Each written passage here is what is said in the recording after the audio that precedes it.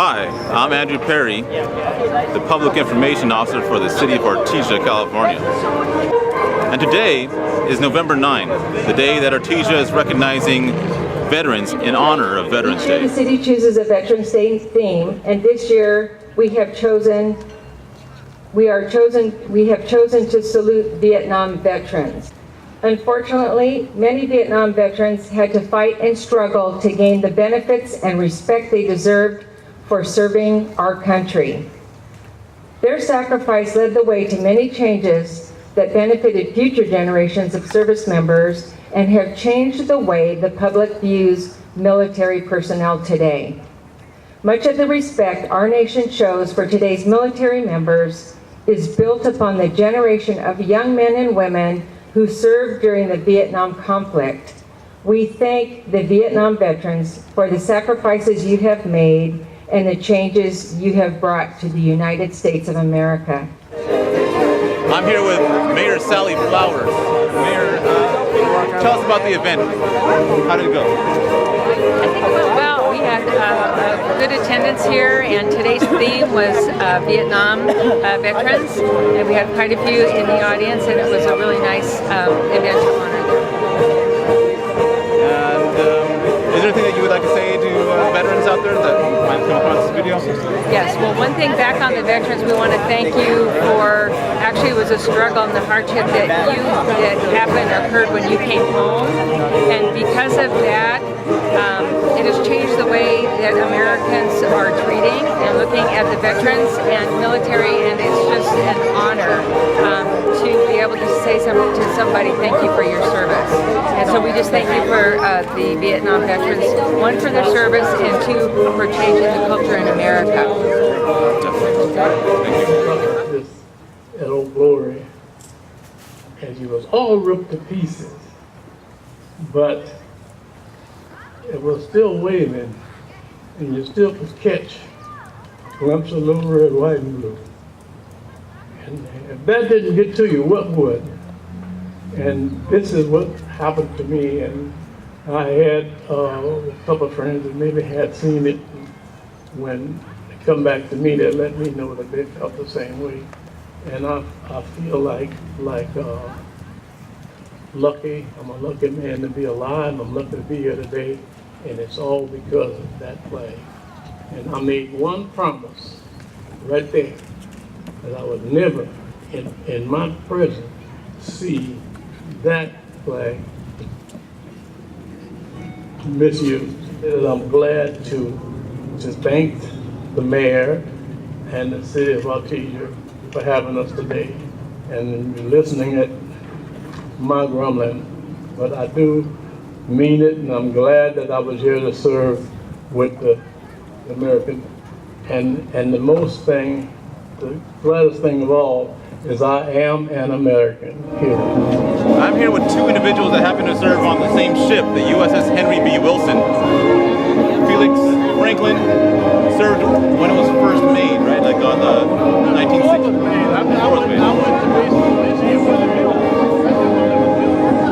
And then Joe Perry, who's actually my father, he also served on the Henry B. Wilson. I served in 1974 to 1975, and we were involved in the evacuation of Cambodia, Vietnam, and the SS West recovery was captured by the Khmer Rouge in Cambodia. Well put together, all together. It's all together. And now it's on the bottom of the ocean. They use it as target practice, and it's at the bottom where they sunk it at. The Henry B. Wilson. They sank it. They use it as target practice. There's still, however, there's still a Henry B. Wilson Association. Have someone get on the computer and. But why did they do that? Target practice. Decommissioned. They scrapped the metal they could. They get that ship that's still in there that was built. Well, now it's good fishing. That's what happens to it after a while. I'll talk to you about the Veterans History Project. A project that Felix has participated in. 11 or so veterans here in Artesia have also participated in. But it's a project that we're working on with the Library of Congress to help archive our veterans into the Library of Congress. And what's really important about this project is that it's more than just a sit down and what did you do in the military. This is more of a bio about each veteran that collects who the veteran is, more of a, what did you do before you even thought about the military type of interview.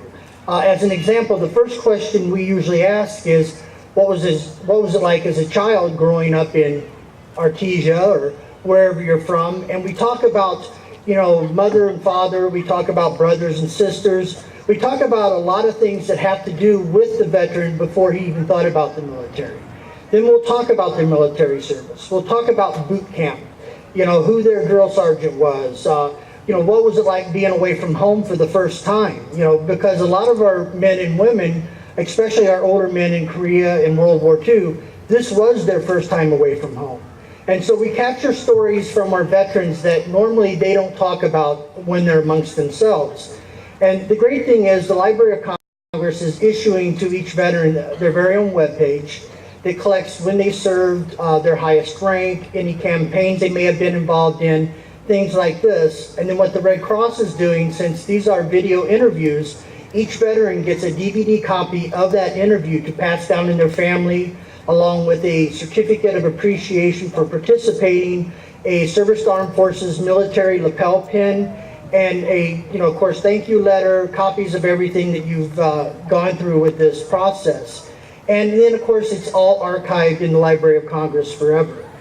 This is a very important project, not just for the fact that the Red Cross has done over 300 and some of these interviews, but it's important for not just cities that are involved, but it's important for families. Because as a lot of you know, there's times that you don't tell your families about your experience. And this allows a third party to sit in, collect your story for you, and then for you to share it in however way you feel fit.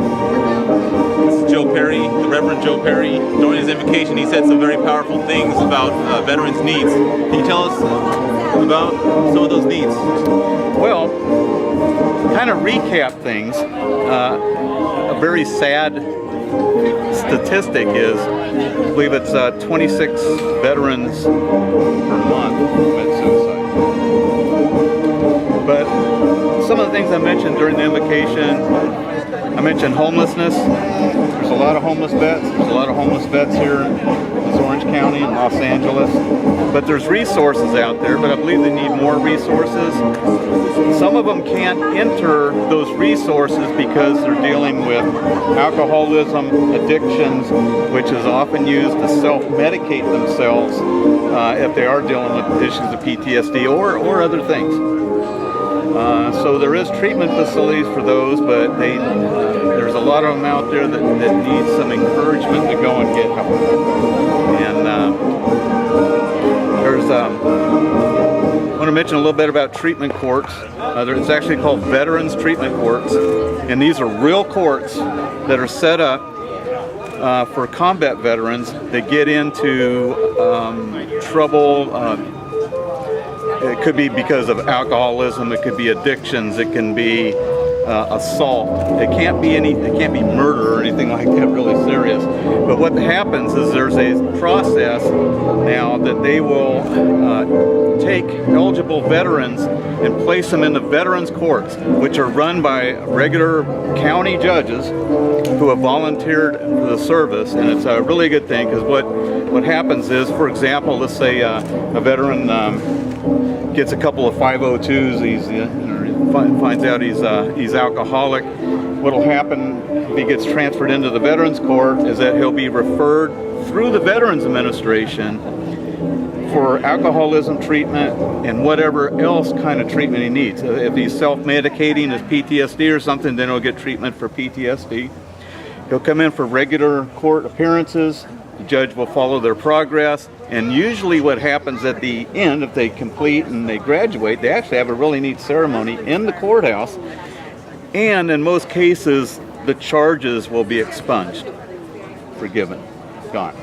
So it's a really good program. I'm not sure, I think there's 88 in the whole country right now, but there's a lot of folks coming home, or a lot of the newer generation of vets who are coming back, dealing with a lot of life issues, and they're going to need help, and I think we're only seeing the tip of the iceberg right now. Thank you very much, Reverend Perry. Your invocation was very powerful. Right, Reverend Perry. It resonated with a lot of people. Thank you. Reporting from a very cosmopolitan city of Artesia, California, my name is Andrew Perry. Arrivederci.